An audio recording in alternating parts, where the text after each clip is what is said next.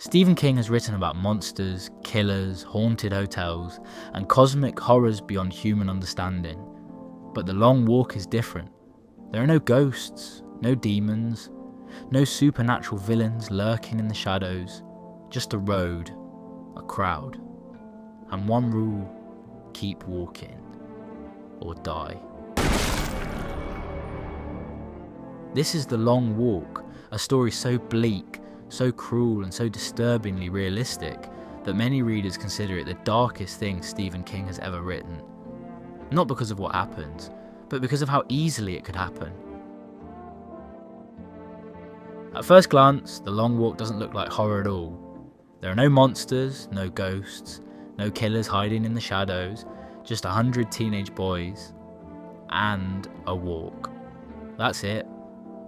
100 boys are selected from across the country to participate in an annual event known simply as The Long Walk. The rules are explained clearly, almost casually, as if this were a sporting event or a game show.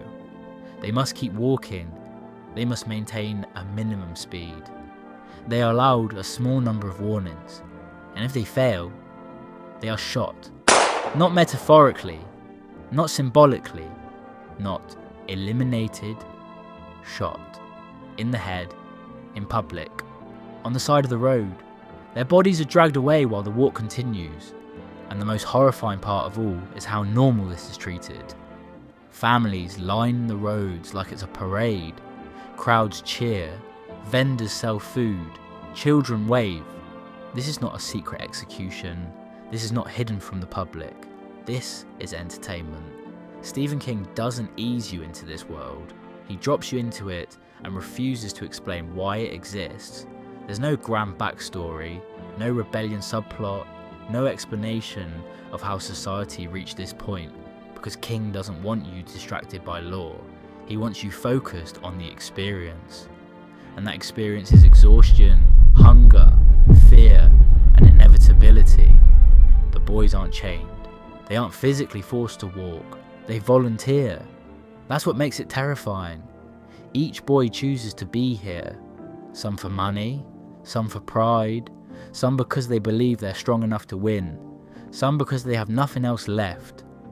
The winner is promised the prize. Anything he wants for the rest of his life. Anything. But King never glamorizes this reward. He never makes it feel worth it. Because as the walk drags on, the prize fades into irrelevance. All that matters is the next step, and not falling behind. The brilliance of The Long Walk is that the contest itself becomes the antagonist. There is no villain you can fight, no enemy you can defeat, no rules you can bend. The soldiers who enforce the walk don't taunt the boys. They don't enjoy the killings. They simply carry them out, calmly, efficiently, without emotion, as if death has become routine. And that's the point. The horror of The Long Walk isn't violence, it's normalization. King shows us how something so unthinkable becomes accepted when it's wrapped in tradition, patriotism, and spectacle. The boys slowly realise that there is no strategy, no trick, no way to outsmart the system. Strength doesn't guarantee survival. Friendship doesn't protect you. Hope becomes a liability. Every single walker knows the truth from the beginning. 99 of them will die, and yet they still put on their shoes. They still step onto the road. They still walk, because once you start, stopping means death. This is why The Long Walk is so disturbing. It isn't about monsters. It's about people. It's about what happens when a society convinces its youth that suffering is noble, that endurance is virtue, and that death is simply the cost of participation. There are no screams when the first boy dies, just silence, then footsteps, and the walk goes on. The most terrifying thing about The Long Walk is not the guns, it's not the rules, it's not even the deaths. The true horror is that once it begins, it never stops. There is no pause button, no mercy, no moment where the nightmare eases its grip. From the first mile onward, the boys are trapped in a state of permanent forward motion. They are not allowed to sit, they are not allowed to rest, they are not allowed to slow down for more than a few seconds before the warnings begin. And the warnings are not symbolic, they are mathematical. 3 warnings and you are dead. Stephen King turns something as simple as walking into a form of torture. At first the boys don't understand what that really means. In the early miles they joke, they form friendships, they talk about girls, families, food, and what they'll do when they win. Their bodies are still working, their legs still obey, their minds still believe there's a future waiting at the end of the road. But the long walk is not about sudden pain, it's about gradual decay. The horror creeps in slowly, mile by mile, blister by blister, thought by thought. Sleep deprivation sets in first. The boys begin to hallucinate while walking with their eyes open. Conversations loop. Sentences trail off and never finish. Some of them forget what they were talking about mid-sentence. Others forget where they are entirely. And still, they must keep walking. King makes it clear that the body can endure far more than the mind. Legs become numb. Feet bleed inside shoes that can never be taken off. Toenails fall away. Muscles spasm uncontrollably. But the walkers keep moving because the alternative is immediate execution. What makes this unbearable is that the soldiers do not chase them. They do not rush them. They simply walk alongside, rifles ready, calmly enforcing the rules. There is no anger in the system, no cruelty in tone, just procedure, and that makes it worse. The boys begin to realise something horrifying. The walk is not designed to test strength, it's designed to strip away humanity. As exhaustion deepens, personalities collapse. The polite boys become cruel, the kind ones grow distant, friendships dissolve under the weight of survival. Some walkers begin to welcome death, not because they want to die, but because they want the pain to stop. That's the moment when the long walk crosses into true psychological horror. The walkers aren't just afraid of dying, they're afraid of continuing. And yet, even when a boy breaks down, when he screams, cries, begs or collapses, the walk does not care. The line moves on. The remaining boys hear the gunshot behind them and do not turn around. They cannot afford to. Turning means slowing. Slowing means warnings. Warnings mean death. So they keep walking. King forces the reader to live inside that endless motion. There are no chapters where the tension resets. There are no safe moments. Even sleep becomes an enemy. Walkers begin to experience micro-sleeps, where they drift off for seconds while still moving. Some of them dream while awake. Some speak to people who aren't there. And still, they walk. What makes this unbearable is that there is no clear finish line, no visible end, no promise that the suffering will be worth it. The prize is vague, almost mythical, anything the winner wants for the rest of his life. But by the time only a handful remain, that promise feels hollow. What kind of life could possibly come after this? By the later miles, the walk is no longer about winning, it's about momentum. The boys walk because they are already walking, because stopping would mean admitting the suffering had meaning, and that's too much to bear. King's darkest realisation is this: the human mind can adapt to almost any horror if it happens slowly enough. The walk doesn't break the boys all at once, it erodes them, until fear becomes background noise, until death becomes routine, until walking itself becomes a prison with no walls. The true horror of the long walk is not that people are forced to walk until they die, it's that they are conditioned to accept it. And by the time they realise what's been taken from them, their youth, their dreams, their sense of self, it's already too late.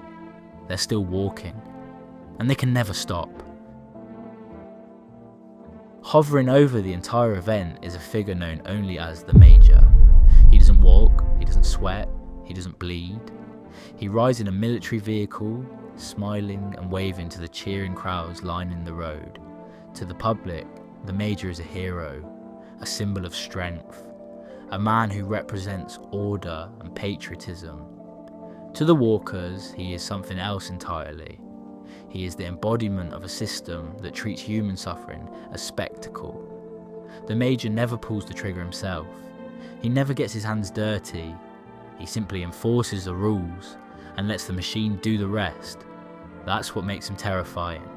He doesn't hate the boys. He doesn't enjoy their pain. He simply doesn't care. One of the most devastating elements of The Long Walk is the friendships that form between the boys. They joke. They talk about girls. They share food and memories. For brief moments, it almost feels normal. And that's exactly what makes it cruel, because every friendship is temporary. Every laugh is followed by exhaustion. Every conversation ends with someone slowing down. When a boy receives his third warning, the soldiers don't stop the walk. The other boys don't get to pause. They hear the gunshot. They see the body fall. And then they keep walking. Grief is not allowed. Shock is not allowed. Stopping is not allowed. The road doesn't care how close you were. Lining the roads are cheering civilians, families, children, people waving flags and screaming encouragement. They treat the long walk like a parade. They shout advice, they chant names, they beg their favourites to keep going. And when a boy dies, the crowd moves on. This is one of the most disturbing aspects of the book. There is no secret government conspiracy, no hidden evil cult. The horror is public, accepted, celebrated. The people watching are not villains, they are us. By the time The Long Walk reaches its final moments, the word winner has lost all meaning. There is no celebration, no relief, no sense of triumph, only emptiness.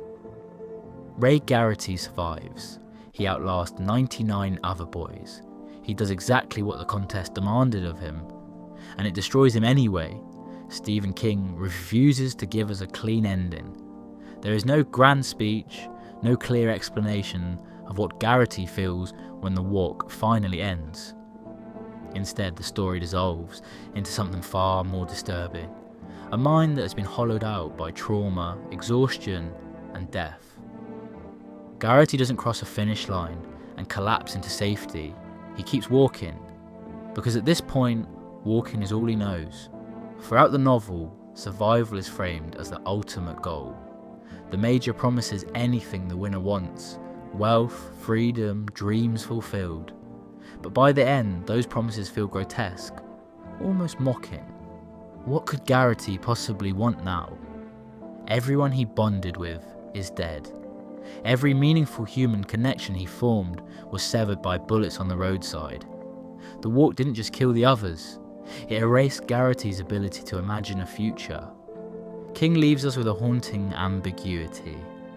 Garrity sees a dark figure ahead of him, possibly death, possibly hallucination, possibly the embodiment of everything the walk has turned him into.